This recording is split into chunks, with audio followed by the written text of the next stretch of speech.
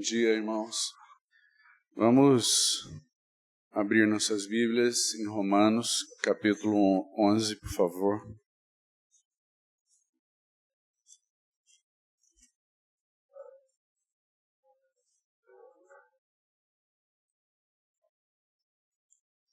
Perdão, Romanos capítulo 13, verso 11.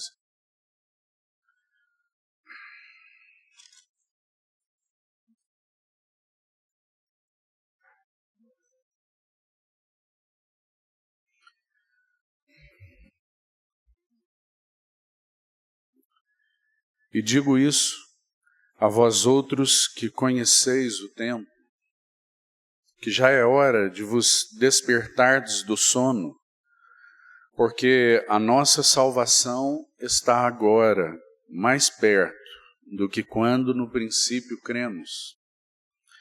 Vai alta a noite e vem chegando o dia.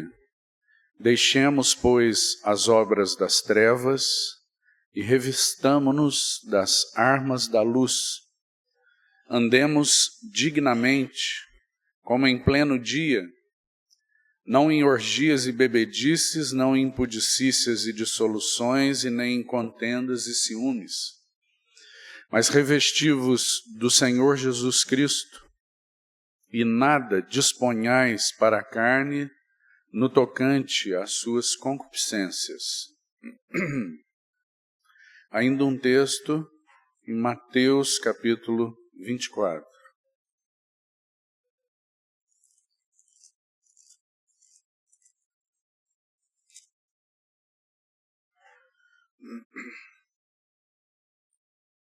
Verso 11.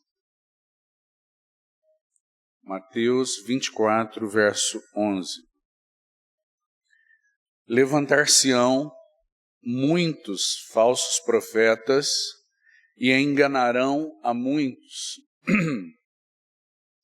E por se multiplicar a iniquidade, o amor se esfriará de quase todos. Aquele, porém, que perseverar até o fim, esse será salvo. Senhor, graças te damos por esta manhã, por tua misericórdia para conosco que se renova a cada manhã. Grande é o Senhor, grande é a tua fidelidade.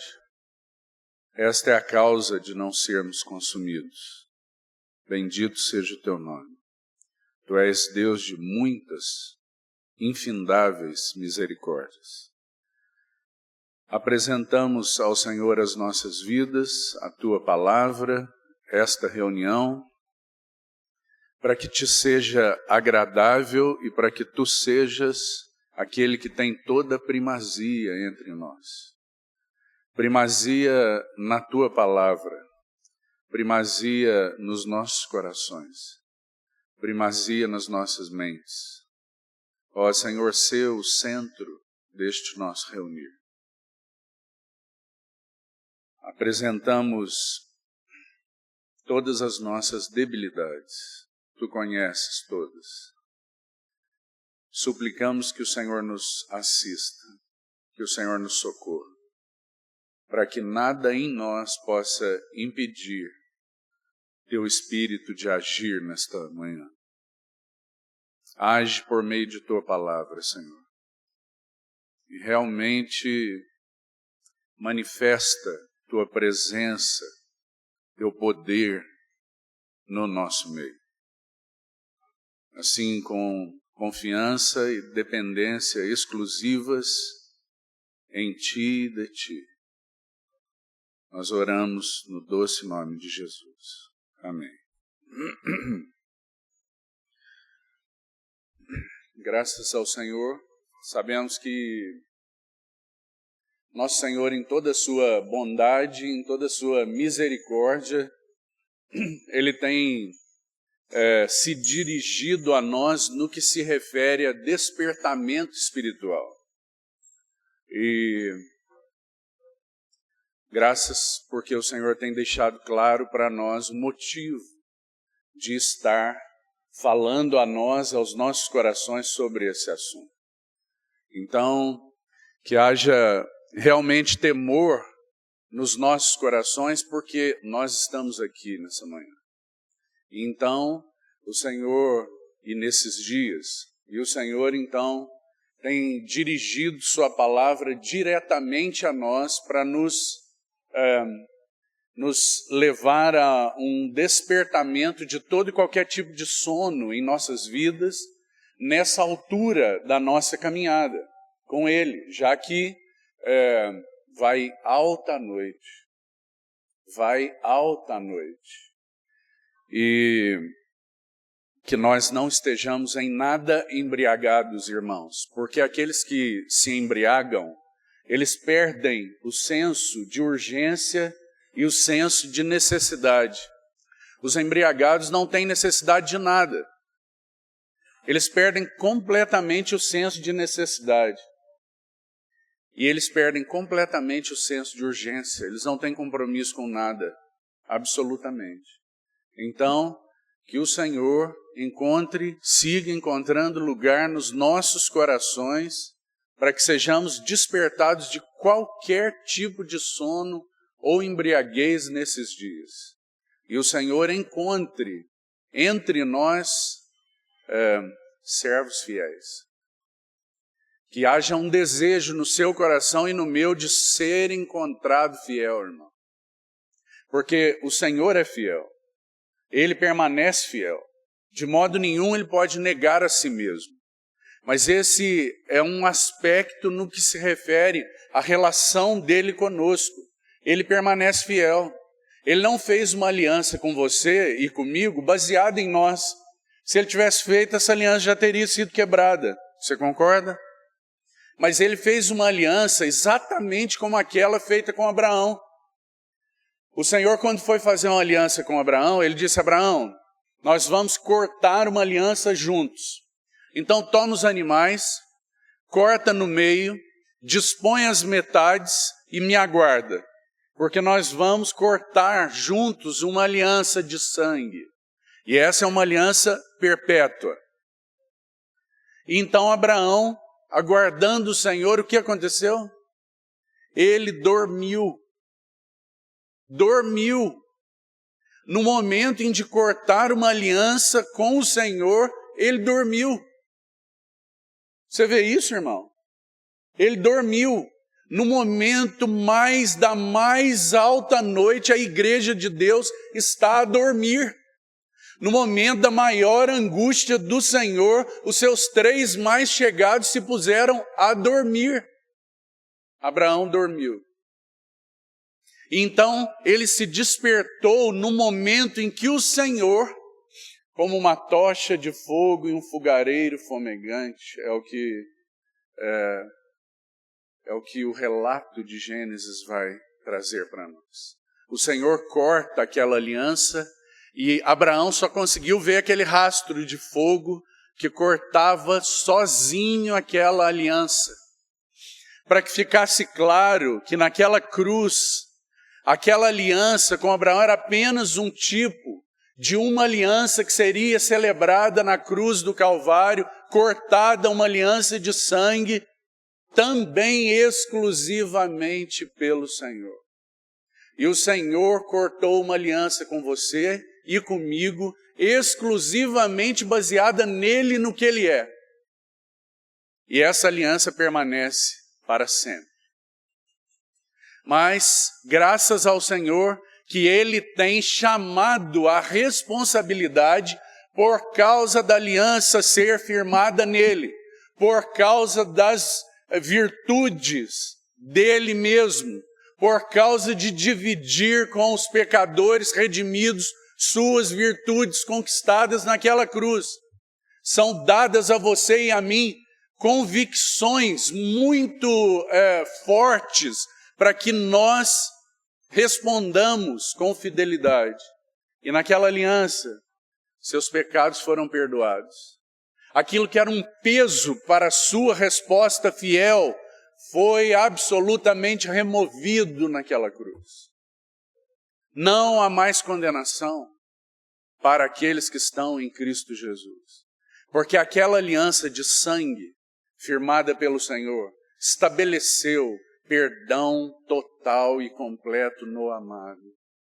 Então nós fomos liberados de peso que impedia a nossa fidelidade. Mais do que isso, Ele concedeu seu Espírito Santo de habitação para vir morar em nós. E para que em nós Ele pudesse nos guiar a toda a verdade. Para que em nós Ele pudesse nos fortalecer em toda a verdade. Para que nenhum de nós aqui caminhasse sem distinguir entre o que é certo e o que é errado. Para que nenhum de nós aqui caminhasse sem discernir o que é verdadeiro. Porque a unção que dele nos ensina sobre todas as coisas é permanente. Não é visitante, é permanente, mora em nós. E nos ensina sobre todas as coisas. Que maravilhoso, irmão. Então nós temos toda a habilitação para respondermos como servos fiéis e sermos encontrados fiéis. Que haja um anelo no seu coração e no meu. Nós não podemos nos esquivar disso. Tudo começa, depende e é realizado nele e por ele. Mas de alguma maneira que nós não sabemos mensurar exatamente onde começa e onde termina a responsabilidade dele e a sua. A dele é total e perfeita, mas nós não sabemos onde exatamente ele requer nossa resposta, em que medida da caminhada. Mas o que nós sabemos é que a graça eficaz, poderosa do Senhor, ela faz 100% por nós, mas nós também somos chamados a fazer 100% daquilo que temos recebido e que temos visto e que o Senhor nos tem concedido. Que o Senhor nos encoraje.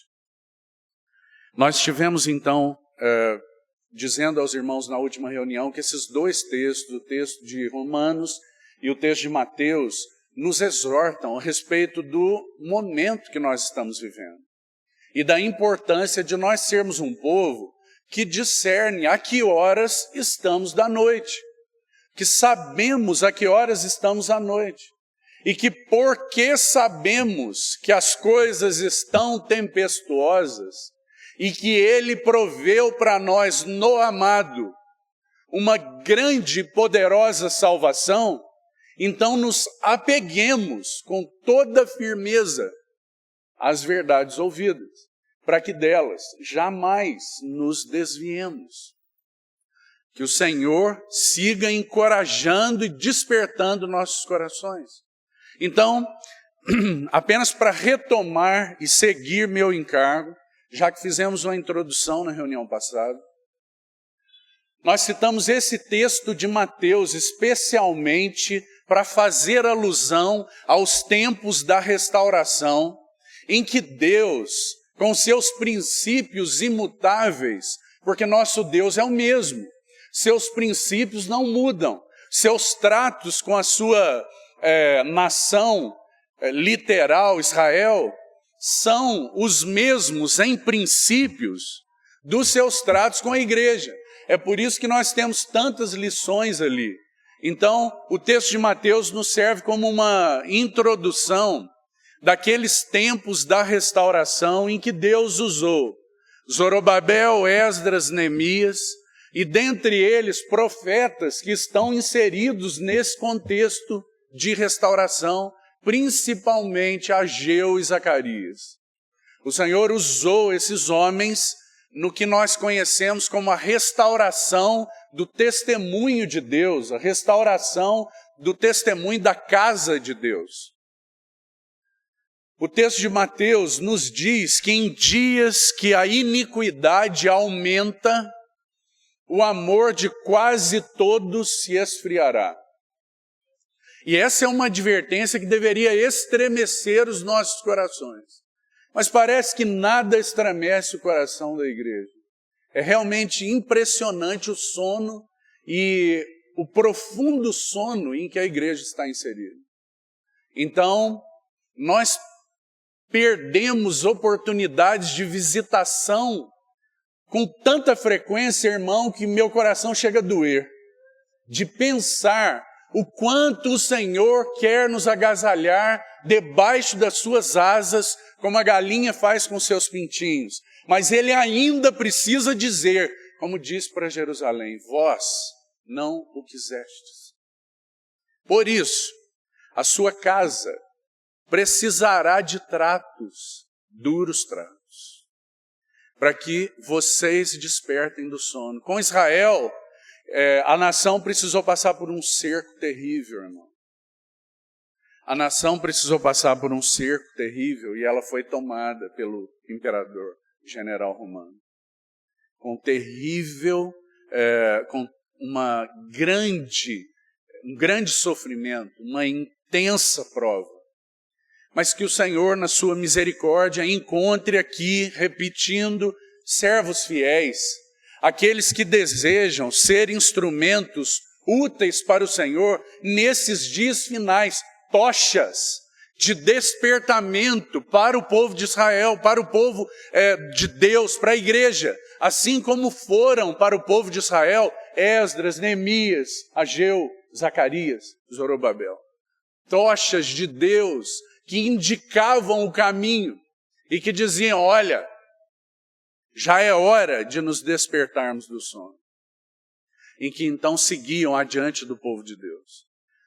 O texto de Mateus então serve para nos lembrar, irmão, de uma proporção impressionante, como disse aos irmãos. Apenas lembrando, sem frisar números, porque nós não temos precisão dos números, mas talvez aquele povo que foi levado cativo por Nabucodonosor se tornou um grande povo, cerca de 3 milhões de pessoas, 3 milhões de judeus estavam na Babilônia. E nós sabemos pelos profetas, sabemos por Esdras, por Neemias, que o Senhor despertou o espírito de alguns. Interessante, porque a impressão que temos, se não conhecemos profundamente o caráter do nosso Senhor e até mesmo o texto da palavra, nós tendemos a pensar que o Senhor fez uma seleção dos melhores. Mas nós sabemos que o nosso Senhor não faz acepção de pessoas. E que então Ele sim falou ao coração de todo aquele povo. Mas alguns foram despertados, E naquela proporção, cerca de 50 a 70 mil pessoas retornaram em 3 levas. Uma primeira leva com Zorobabel, depois com Esdras e com Neemias, poucos com Neemias. Uma proporção impressionante, realmente impressionante. Nos ajuda a entender que em dias de sono, o amor realmente esfriará. Agora, é evidente, irmão, que assim como já dissemos, que a apostasia, ela já começou. Nós já estamos em dias de apostasia, nós também já estamos em dias de esfriamento. Nós também já estamos vendo o amor se esfriando de quase todos. É realmente impressionante que o Senhor estremeça nossos corações com isso que tem acontecido. Agora, esse texto nos ajuda para que olhemos então, especialmente para os capítulos 8 e 9 de Neemias. Esse é meu encargo. Então, por favor, vamos a Neemias, os seus capítulos 8 e 9, e passarmos por algumas lições ali nesses livros, que o Senhor nos ajude, nos fale ao coração. Os capítulos 8 e 9 de Neemias são capítulos muito importantes nesse processo de despertamento. Irmão, especialmente esses capítulos tratam de despertamento. Mas é claro que todo o livro vai tratar de despertamento. Agora, principalmente nos dias do cativeiro babilônico, presta atenção, irmão, sabe por quê? o cativeiro babilônico indica um aspecto diferente do cativeiro egípcio, por exemplo. O que nós temos no cativeiro egípcio é uma ênfase no mundo, nas coisas do mundo, na aflição e nas garras que o mundo exerce e exerce há tanto tempo sobre a igreja. A tecnologia do mundo, os negócios do mundo, o dinheiro do mundo, a filosofia do mundo, o trabalho do mundo, tantas coisas do mundo que são instrumentos de aflição. Irmão, sabe o que significa Egito? Aflição, lugar de aflição. Egito é uma figura do mundo. O mundo é, por excelência, um lugar de aflição. Mas o cativeiro egípcio tem uma diferença para o cativeiro babilônico. O cativeiro babilônico tem outra característica. E a característica é um cativeiro ligado à religiosidade e a aspectos de uma vida religiosa misturada, de uma confusão religiosa, de aparências religiosas sem realidade. Essa é a característica da Babilônia. Então nós sabemos que a igreja há tantos séculos tem sido assolada por aparências que não conferem com a realidade do coração do Senhor. E que em muitos contextos, em muitos momentos, o Senhor ficou de fora de estruturas aparentes. O nome do Senhor era proferido. As aparências indicavam algo relacionado ao Senhor, mas sem nenhuma realidade e sem a presença do Senhor. Então, essa é a característica da Babilônia. Agora, o cativeiro babilônico, então, nos mostra o testemunho do Senhor assolado, principalmente por dois motivos. Assolado por dois motivos principais. Então vamos lá. Primeiro desses motivos, o nome, a glória e o testemunho do Senhor não tinham nada a ver com a Babilônia. O nome, o testemunho e a glória do Senhor nos dias do Velho Testamento estavam ligados a um lugar em particular. E esse lugar era Jerusalém. Jerusalém era o lugar do nome, da glória e do testemunho do Senhor. Mas eles estavam na Babilônia. E sabe o que aconteceu lá, irmão? Eles prosperaram lá. Eles ganharam dinheiro lá. Não é mera coincidência com o que está acontecendo hoje, irmão. Não é. A igreja continua inserida em um contexto de aflição e de mistura religiosa. O contexto do mundo com essas implicações babilônicas. Tanta confusão. Eles prosperaram na Babilônia e eles perderam absolutamente de vista o fato de que o nome, a glória e o testemunho do Senhor não estava lá. A tal ponto que eles criaram na Babilônia sinagogas. As sinagogas judaicas surgiram na Babilônia. Não é impressionante? Porque o que eles tinham lá? Eles tinham tudo que implicava no culto, com exceção de uma coisa: a presença do Senhor. Eles tinham tudo. Eles tinham um tabernáculo sem arca. Você vê isso, irmão? Agora, quantos e quantos contextos de testemunho do Senhor Jesus que professam o seu nome, mas que não têm sua presença. Quantos? Quantos contextos nós estamos vendo? Por que acontece assim? Sono, irmão. Sono. Embriaguez. Perderam de vista a importância do nome do Senhor. O Senhor disse: onde estiverem 2 ou 3 reunidos debaixo do meu nome. O que significa isso, irmão? Significa entrar aqui e falar, ó Senhor Jesus, nos reunimos para Ti. É tão simples assim? Nós sabemos que não. Nós sabemos que nos reunirmos debaixo do nome do Senhor não significa que Ele deu uma folha em branco para você e para mim. E disse, olha, agora faça como você quiser. É só uma invocação com a boca e está tudo certo. É só dizer, ó Senhor Jesus, e as coisas estão resolvidas. Não, irmão. Nos reunirmos debaixo do nome do Senhor significa que Ele é Senhor sobre nós, que Ele tem supremacia e centralidade, que é a Ele que nós buscamos ver, que é a Ele que nós queremos agradar, que se Ele não estiver, não tem reunião, não tem culto, nada importa. Você vê? Que o Senhor nos ajude, para que nós não percamos isso de vista. E não tenhamos uma estrutura linda. Tudo da mesma maneira há tantos anos. E nós somos tão orgulhosos da nossa forma. Mas o Senhor precisa estar no centro, vivificando tudo o que nós fazemos. Do contrário, irmão, não é e não será segundo a medida da fé que cada um recebeu. Irmão, em Romanos capítulo 12, o apóstolo Paulo vai falar sobre isso.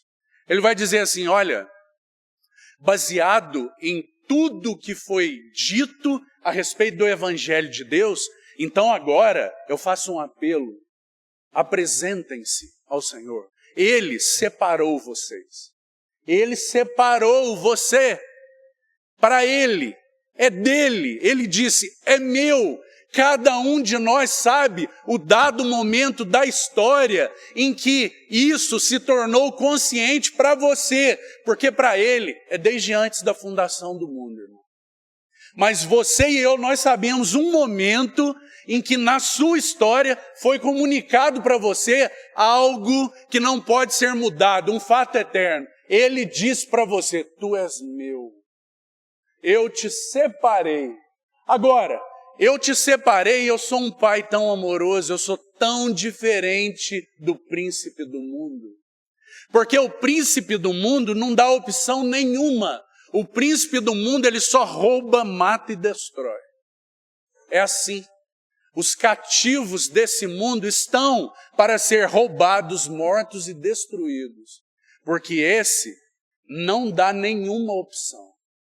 Eles estão presos, cegos, em garras pelo príncipe desse mundo. Agora, nosso Pai é tão amoroso, seu amor é tão grandioso, tão extravagante e irresistível, que assim como nosso Senhor Jesus procurou nos ensinar com a parábola do filho pródigo, assim é. Ele recebe, então, aqueles amados, porque os separou a todos quantos o receberam. Deu-lhes o poder de serem feitos filhos de Deus. Eu separei você, você é meu. Eu não separei sem que isso custasse um alto preço. Não foi uma separação de qualquer jeito. Foi uma separação no amado. Foi uma separação a preço de sangue. Foi uma separação que custou a vida preciosa do Filho de Deus. Mas Ele estabeleceu uma separação tão magnífica, irmão, que o preço foi pago para tornar os indignos dignos. Aqueles que eram reputáveis de afastamento, o Senhor os tornou dignos. Aqueles que eram injustos, Ele cobriu com a sua justiça. Para que então agora estivessem separados, consagrados. O que é um consagrado? É algo que Deus separou para si. Isso é a consagração a qual o Senhor nos conclama. Não é um favor que você vai fazer para Ele. Consagração é tão significativo e importante para você, para que você responda ao que Deus já fez. Porque o primeiro lado da consagração é que Ele separou. Tu és meu. Ele separou no amado.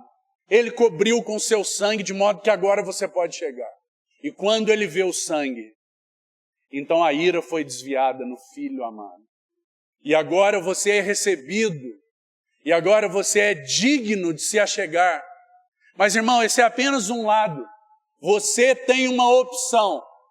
Ou você se apresenta a Ele, ou você comete a mesma loucura do filho pródigo.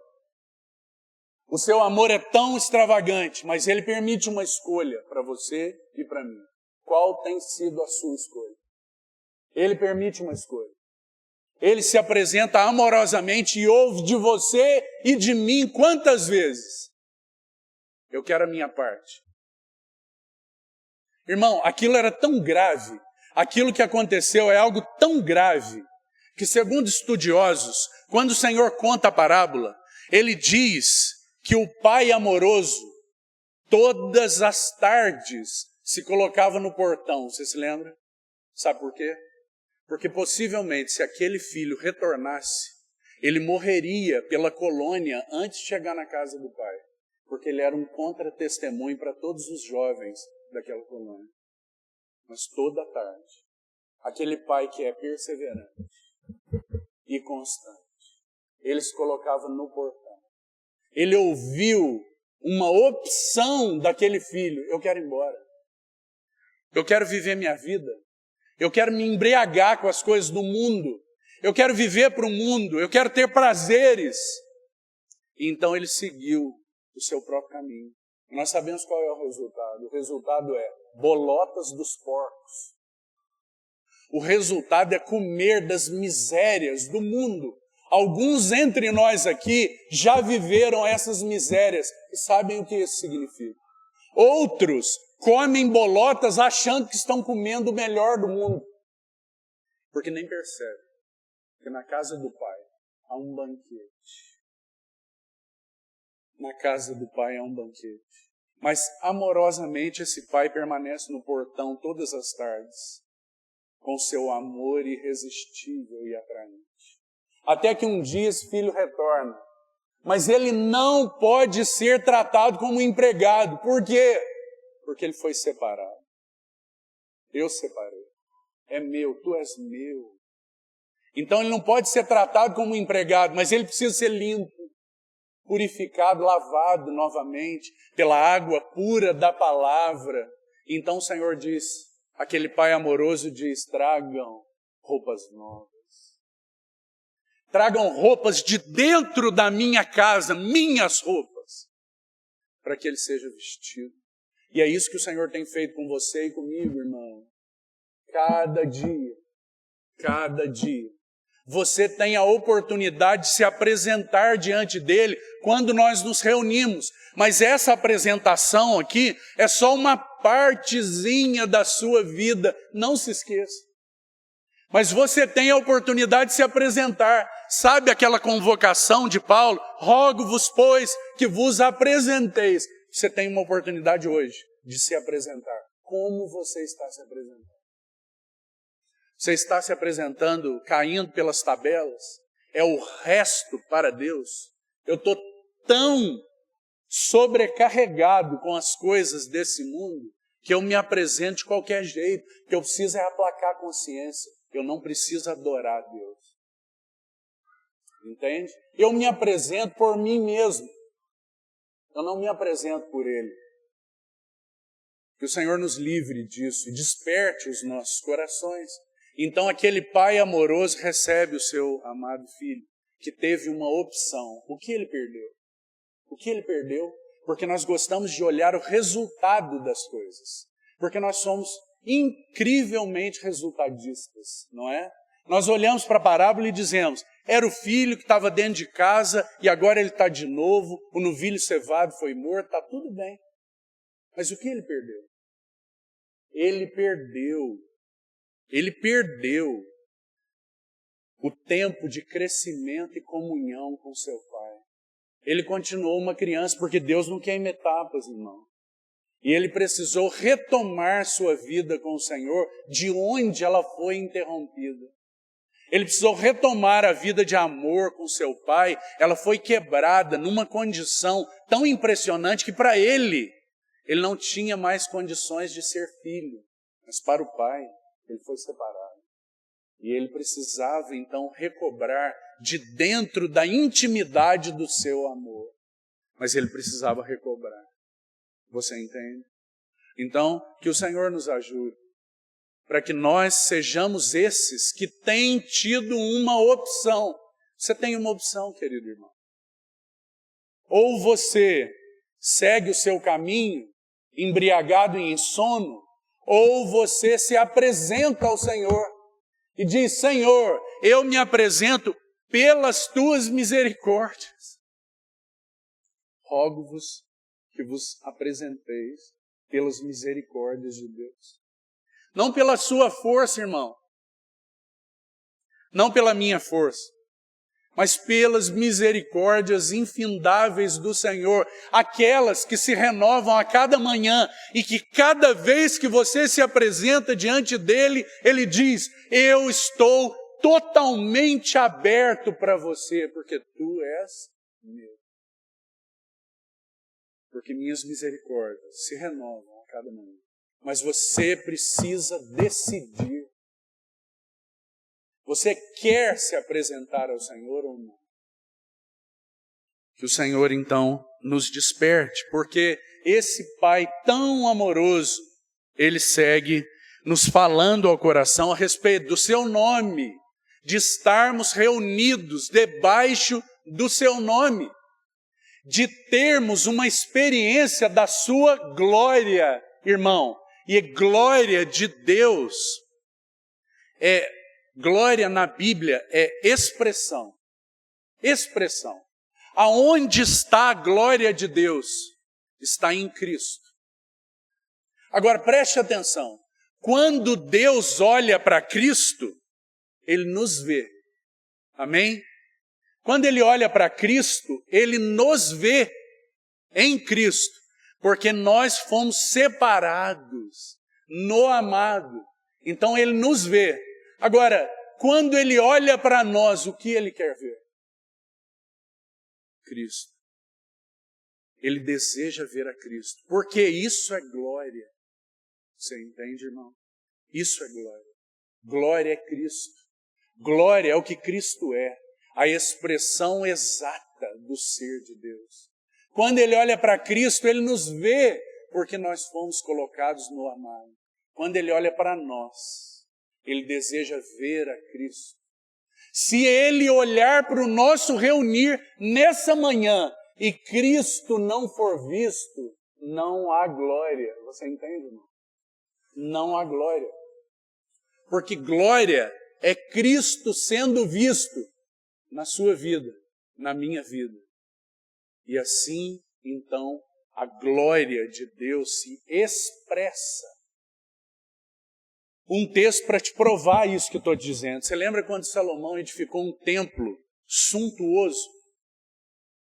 Aquele era um lugar esplêndido, mas a glória não estava lá. Mas quando Salomão orou e entregou e consagrou aquele lugar, o que a Bíblia diz? Que a glória do Senhor encheu aquele lugar, de modo que eles não podiam estar lá dentro. Porque a glória encheu todo aquele lugar, não é assim? Glória é Deus expresso em Cristo na sua vida, na minha vida. Isso foi perdido por aqueles que estavam na Babilônia. Então eles se reuniam e não havia uma expressão de glória. Por quê? Porque não havia a presença do Senhor. Mas para eles tudo estava bem. Aliás, para a grande maioria deles continuou bem, porque eles não deixaram. Não é impressionante, irmão? Não é tão semelhante aos nossos dias? Nós temos ouvido coisas tão contundentes, e quando nós precisamos de uma irmã para dar aula na salinha, nós não encontramos. Nós ouvimos coisas tão contundentes e os pais não trazem suas crianças. Nós ouvimos coisas tão contundentes e famílias deixam de se reunir por qualquer motivo. Não é isso impressionante, irmão? Não te impressiona? Ou será que só eu estou percebendo isso? Será que só eu que estou percebendo isso? Ou será que essa é uma percepção do Senhor? Tire os irmãos de fora que estão conosco aqui nessa manhã. Quantos irmãos nós teríamos aqui? De uma assembleia de mais de 300 pessoas. Não te impressiona? Não é uma expressão para nós de que o amor está se esfriando? Que o Senhor nos ajude, querido irmão. Que o Senhor seja misericordioso conosco. Para que nós percebamos, para que você não vá embora para a sua casinha satisfeito nessa manhã, porque você está aqui. Mas, irmão, o Senhor não tem um testemunho quebrado, um testemunho numa família só. O Senhor deseja um homem só, um homem formado em Cristo, que nos apresentemos a Ele como um só homem. Então que nosso coração doa como o dele tem doído nesses dias de contra-testemunho, nesses dias de um testemunho enfraquecido, nesses dias em que o nome, a glória e o testemunho do Senhor têm sido perdidos, como se perderam entre aqueles que estavam cativos na Babilônia. Então, primeiro motivo, o nome, a glória e o testemunho do Senhor havia sido perdido no meio deles. Havia só um nome de que eles viviam, mas eles estavam mortos. Que o Senhor nos livre disso, irmão. E pior, que o Senhor nos livre de mornidão, de estarmos aqui cozinhando, mornos, vivendo vidas que não são nem para lá nem para cá, que não têm um compromisso genuíno com o Senhor, que estão envolvidas com o mundo e meio envolvidas com o Senhor, com o pé em 2 barcos. Isso não dá certo, irmão. Não demora, você vai cair na água. Que o Senhor nos ajude a começar por mim e fale aos nossos corações, nos desperte de todo o sono e encontre aqui tochas, candeias que iluminem num lugar tenebroso nessa assembleia, porque somos nós que estamos ouvindo, e que isso se espalhe, que brasas aqueçam outras brasas e que os irmãos sejam então despertados onde estão. Amém, irmão? Então, esse é o primeiro aspecto. O segundo aspecto, não mais trágico do que o primeiro, é que, além de perderem de vista o nome, a glória e o testemunho do Senhor, estarem envolvidos com coisas, mas isso tinha sido perdido de vista. Eles também estavam totalmente misturados com a Babilônia. E eles estavam prosperando no meio dessa mistura. Uma mistura tão grande, irmão. Eles haviam perdido os princípios. Eles haviam se casado com mulheres que não faziam parte do povo da aliança. Suas crianças estavam perdendo a identidade. Quando Neemias vai fazer purificação, uma das coisas que são feitas é que aquelas mulheres foram despedidas. Porque os filhos estavam sendo criados fora dos princípios do Senhor. Porque eles estavam misturados. Eles estavam misturados com a Babilônia. E para eles estava tudo bem. Para a grande maioria deles estava tudo bem. Mistura. E esses são 2 terríveis aspectos. Agora, quando nós seguimos, irmãos, nós vemos que o testemunho do Senhor estava arruinado naqueles dias. Porque, em termos literais, enquanto eles estavam com as suas sinagogas preparadas, como estava Jerusalém?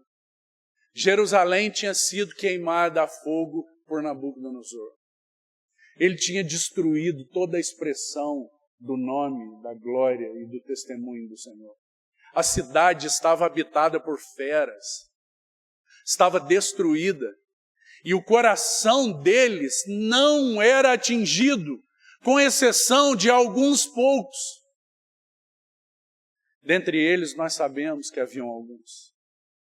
Havia um jovem que tinha visto a glória do nome, a glória e o testemunho do Senhor, e ele se chamava Daniel. Esse jovem, ele foi levado para a Babilônia, por Nabucodonosor, com uma finalidade. É a mesma finalidade do príncipe do mundo nesses dias. Ele foi levado para lá para que ele perdesse as marcas de Deus na vida dele e ele fosse, de alguma maneira, babilonizado. Daniel.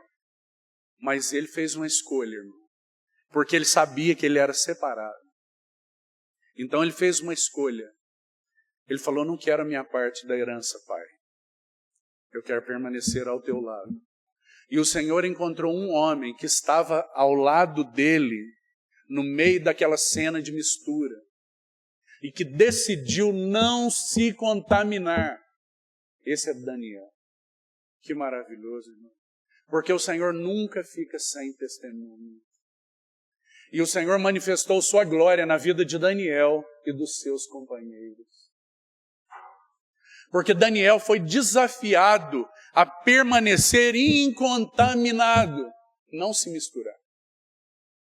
E ele estava lá na Babilônia, inserido na Babilônia. Mas ele decidiu comer apenas legumes e água, você se lembra? E não se contaminar com os finos manjares da Babilônia. Daniel. E quando aqueles jovens tiveram uma oportunidade, porque eles sabiam que eram separados, sobre eles sabiam que tinha um selo, o mesmo selo que no Novo Testamento, ele então é uma marca de realidade, de propriedade do Senhor. Que selo é esse? Selados com o bendito Espírito Santo. O Senhor nos separou. E Ele enviou uma marca que sela você e a mim. São meus, habitados pelo meu Espírito. Aqueles jovens, de alguma maneira, eles tinham percepção de que eles não eram da Babilônia. E então eles tiveram uma oportunidade. Sadraque, Mesaque e Abednego. Nomes babilônicos que deram para eles. Mas eles não tinham nada da Babilônia. Apenas esses nomes que eles colocaram neles. Beltesazar, Daniel, Sadraque, Mesaque e Abednego.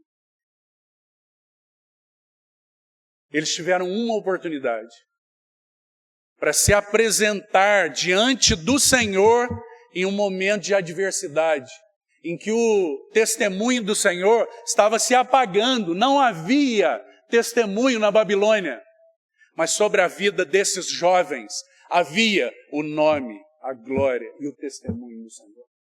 Então, quando eles foram desafiados, eles se apresentaram em consagração ao Senhor e disseram, Senhor, Tu tens nossas vidas. Para que seja dado um testemunho de que há um Deus acima de Nabucodonosor. Então havia uma estátua. E eles foram ordenados a se dobrar diante daquela estátua, a preço das suas vidas. E eles disseram, não. Nós servimos ao Senhor. Nós somos do Senhor. Ora, irmão, hoje, nos dias de hoje, para termos prejuízo de algum relacionamento, nós titubeamos. Para termos prejuízo de alguma parceria de negócios, nós titubeamos. Mas eles não titubearam a preço da própria vida deles. Então eles disseram, não nos dobraremos. E eles foram mandados para a fornalha. E você sabe o que aconteceu. Porque o nome, a glória e o testemunho do Senhor estavam lá. Onde o Senhor estava? No meio da fornalha, junto com eles. Mas nós colocamos 3. Como tem 4 homens andando no meio do fogo, e as suas vestes não têm nem cheiro de fogo. E a fornalha é aquecida 7 vezes. Graças ao Senhor, porque ainda que uma mãe desampare o seu filhinho, eu nunca, jamais os desampararei. Então eles tiveram a oportunidade de se apresentar ao Senhor. E quando se apresentaram ao Senhor, o Senhor se apresentou também a eles. E disse, eu estou aqui. Com vocês eu estou aqui. Agora, parece que a igreja, irmão, não tem desejado se apresentar ao Senhor. E, portanto, o Senhor não tem sido desfrutado pela igreja como deveria. Eles, então,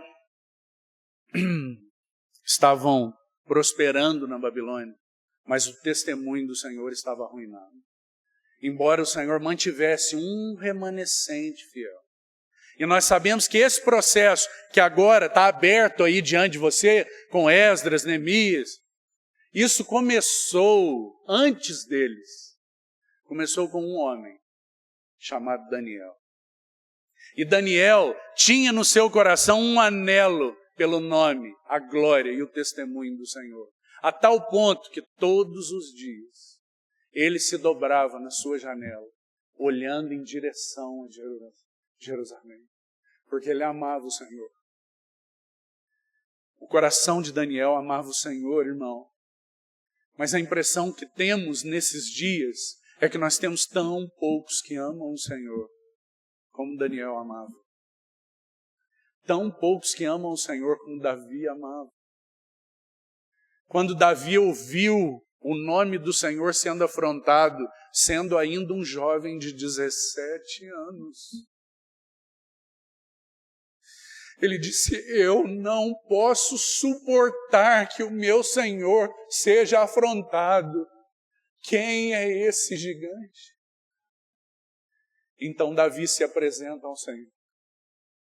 E quando Davi se apresenta ao Senhor, o Senhor se apresenta a Davi. E o final nós sabemos, a cabeça do esplendor dos filisteus. O esplendor da vida egocêntrica, irmão. Porque os filisteus na Bíblia são uma figura do ego. O esplendor da vida para si mesmo. Perdeu a cabeça pelas mãos daquele que se consagrou a Deus, Davi.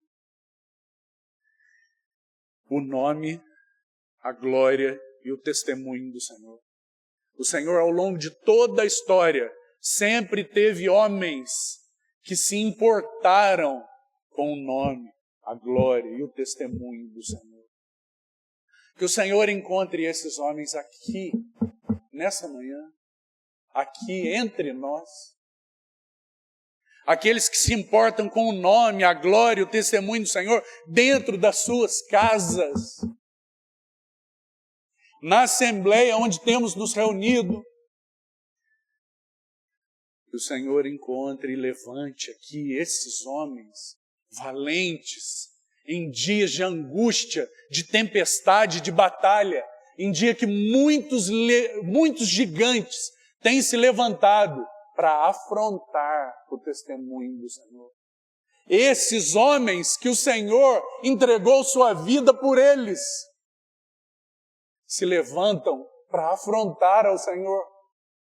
Que o Senhor encontre aqui homens capazes de ser um testemunho do amor sublime, da graça insondável e também da coragem e do vigor espiritual daqueles que se consagraram a Ele.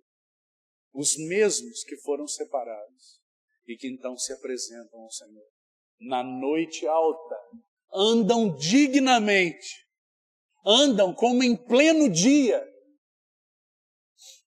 e que não se curvam e não se contaminam com orgias, bebedices, impudicícias, ciúmes e contendas, mas que andam como em pleno dia, sabendo que a noite vai alta, mas que vem chegando o dia. Graças ao Senhor. Então, seguindo para encerrarmos aqui esse tempo, nós temos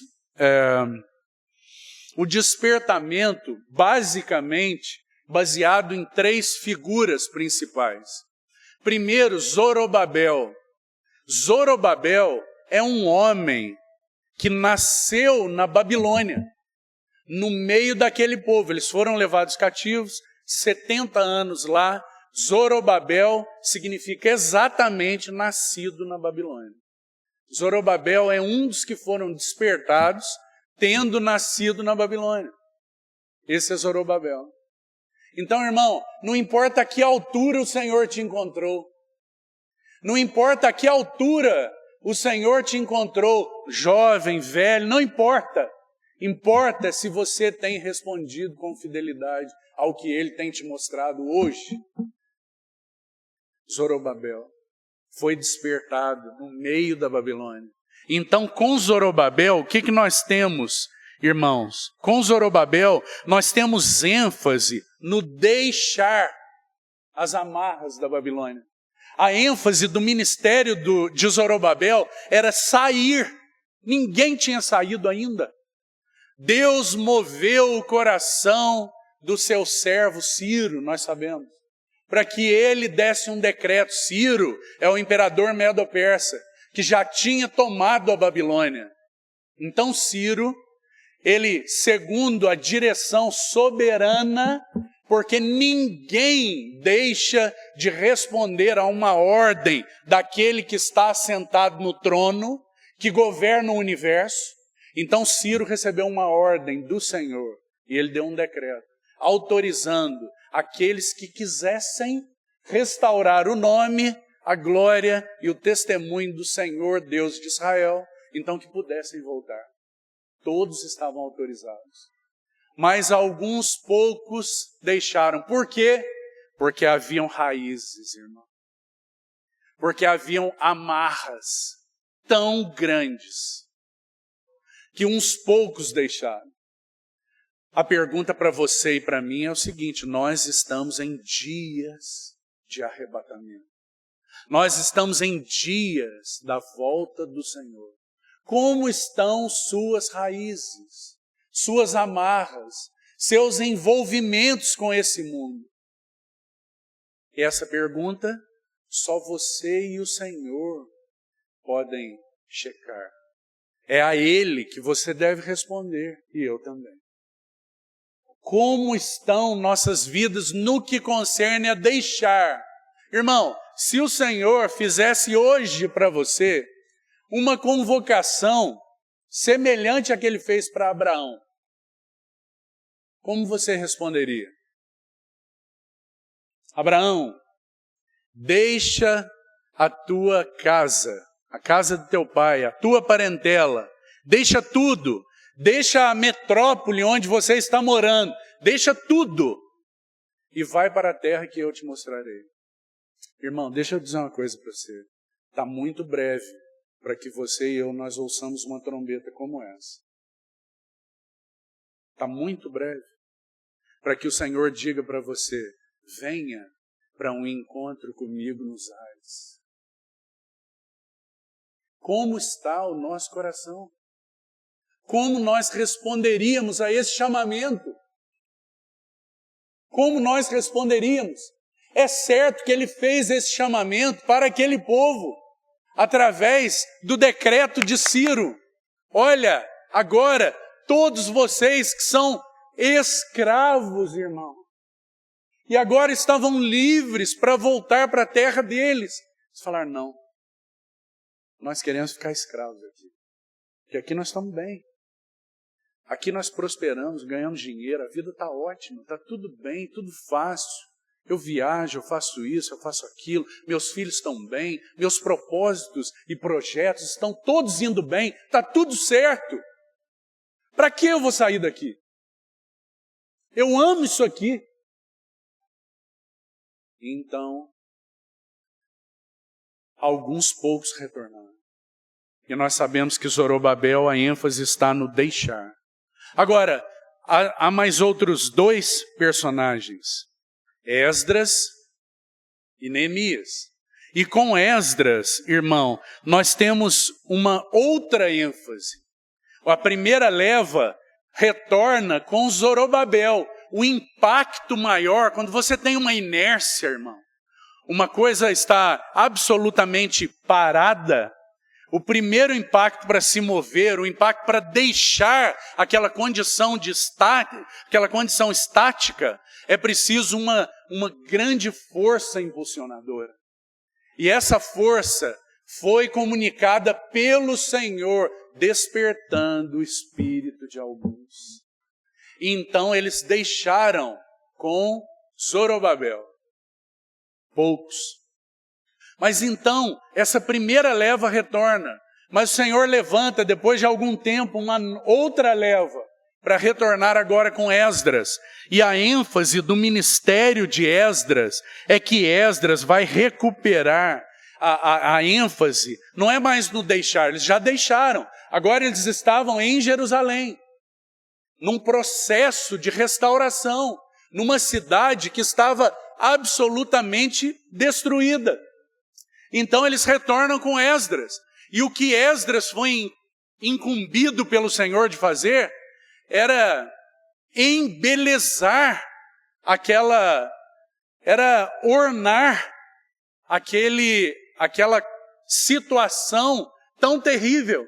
E sabe qual foi a primeira atitude de Esdras para que fosse embelezada aquele lugar do nome, da glória e do testemunho do Senhor? Esdras edificou o altar nas suas bases. O altar foi colocado num lugar adequado, irmão. O altar que representa a nossa relação adequada com o Senhor na cruz do Calvário. Uma relação que foi absolutamente ajustada, restaurada naquela cruz e que permanece ajustada sempre que nós andamos por esse caminho. Sempre que nosso altar pessoal está bem firmado nas suas bases. Então Esdras era responsável por embelezar o nome, a glória e o testemunho do Senhor. Qual a primeira atitude? Ainda que estivessem sob o terror dos inimigos, edificaram o altar sobre as suas bases. Deus comunicou para Esdras: Esdras, não tem nada mais singelo, não tem nada mais bonito para mim do que vocês consagrados a mim no altar. Se isso estiver ajustado, eu ajustarei tudo mais. Sua vida está assim de problemas, irmão. Você precisa se apresentar ao Senhor em consagração. E ainda que você esteja sob o terror de muitas adversidades, ainda que você esteja sob o terror de muitos inimigos, apresente-se a Ele. E os inimigos serão desbaratados. Porque se essa relação estiver ajustada, essa relação irá se ajustar. Então, Esdras é o responsável por embelezar o testemunho do Senhor, como nós ornamos o nome, a glória e o testemunho do Senhor, por assim dizer. Como? Por meio do caminho da cruz. Por meio de vidas apresentadas em consagração ao Senhor. Porque o altar no Velho Testamento sempre é uma figura da cruz no Novo Testamento. Todo aquele que quiser ser meu discípulo, a si mesmo se negue, tome a sua cruz e siga-me. Então Esdras é o responsável por isso. Então, vamos dividir o encargo de Esdras em 3 aspectos simples. Primeiro, ele fortalece o serviço, irmão. Esdras fortalece o serviço. Ele chama os sacerdotes. Ele coloca cada um na sua função, que tudo estava perdido. Não havia nada em Jerusalém. Mas Esdras foi o responsável por fortalecer o serviço. Como que se fortalece o serviço, irmão? Primeiro, consagração. Você conhece Romanos, capítulo 12? Abra lá comigo, por favor. Romanos, capítulo 12. Veja a ordem do apóstolo Paulo. Rogo-vos, pois, irmãos, 12:1, que, pelas misericórdias de Deus, apresenteis. Primeiro, consagração. Certo? Essa é a primeira seção do capítulo 12 de Romanos. Versos 1 e 2. Consagração é o assunto aí. É um apelo por causa de Deus ter separado você e a mim. Paulo leva 11 capítulos para explicar isso. Você foi separado. Então agora eu faço um apelo desesperado. Apresente-se. Apresente-se, você tem opção. Se você quiser, viva para si mesmo. Mas há um apelo. É um apelo pelo bem da sua própria alma. Porque Deus não melhora por causa da sua consagração. Quem melhora é você. Então, consagração. Agora, do verso 3 ao verso 8, sabe qual é o assunto, irmão? Serviço. O assunto é serviço. Do verso 3 ao verso 8. Sabe por que a igreja está assim de problema? Porque está cheio de gente servindo que não se consagrou. Que não se apresentou a Deus. Então ele não serve na proporção ou na medida da fé ou da capacitação que recebeu. Então ele quer servir onde ele acha que tem uma habilidade. Não, eu sou bom nisso, deixa comigo, eu falo bem, e etc, e etc. Então está assim de pessoas, servindo em funções que não têm unção para servirem. Porque primeiro consagração, depois serviço. Por isso que Esdras, veja que a Bíblia, irmão, é maravilhosa, porque tem um autor só. Então quando o Espírito Santo inspirou Esdras, como Esdras vai descrever os tratos de Deus? Primeiro passo, exatamente como o Espírito Santo inspirou Paulo. Primeiro passo é altar. Primeiro passo é apresente-se. Primeiro passo é se dobre no altar. O altar purifica a sua vida. O altar limpa a sua vida. O altar habilita você para o segundo passo. Serviço.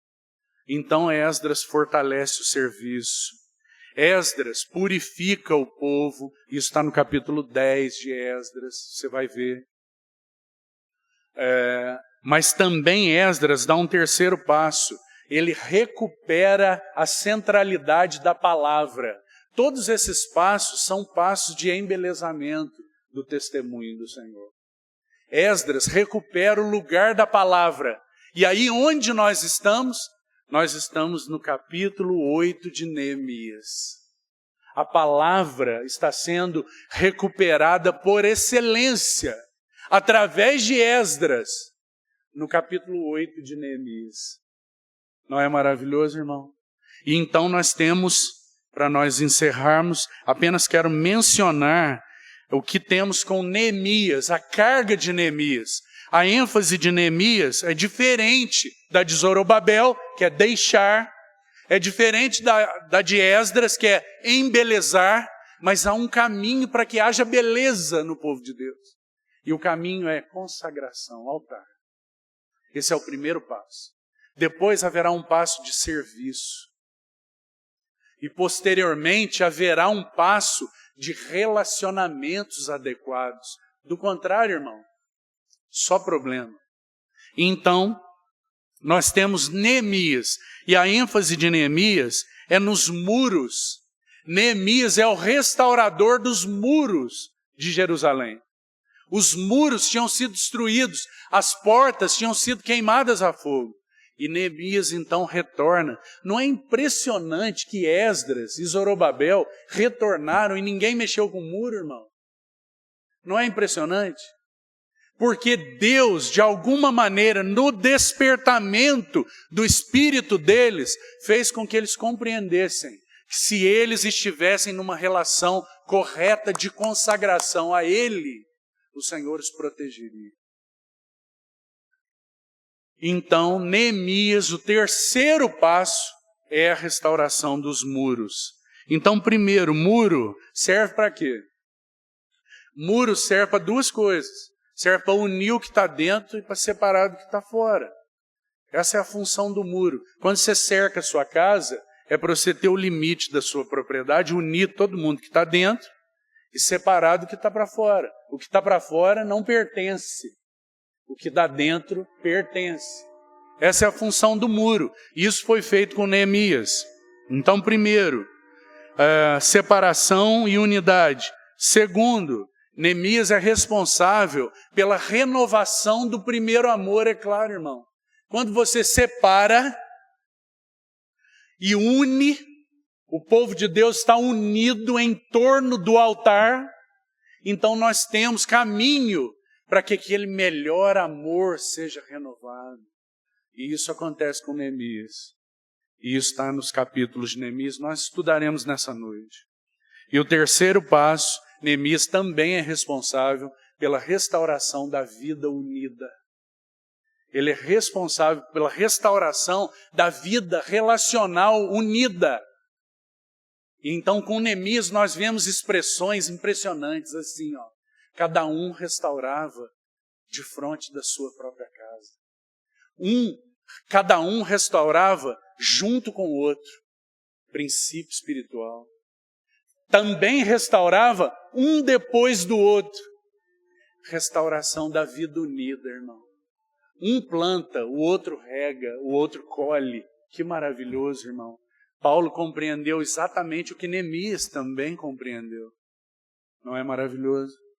Então, que o Senhor nos ajude para esta noite, para seguirmos então nesses passos com ênfase no que Neemias fez. Então olharemos diretamente para os capítulos 8 e 9, que estão aí diante de você. Se você tiver um tempo nessa tarde, leia esses capítulos. Vamos orar. Senhor, bendizemos teu nome por esta manhã. Graças te damos por podermos abrir tua palavra. Tua palavra é esse luzeiro sobre as nossas vidas, iluminando, lançando luz, para que aquilo que não confere seja evidenciado aos teus pés. Então não há outro caminho para nós, Senhor, senão nos dobrarmos em arrependimento, para que o Senhor restaure nossas vidas, para que o teu nome, a tua glória e o teu testemunho sejam realmente o anelo dos nossos corações. Assim te agradecemos, em nome de Jesus. Amém.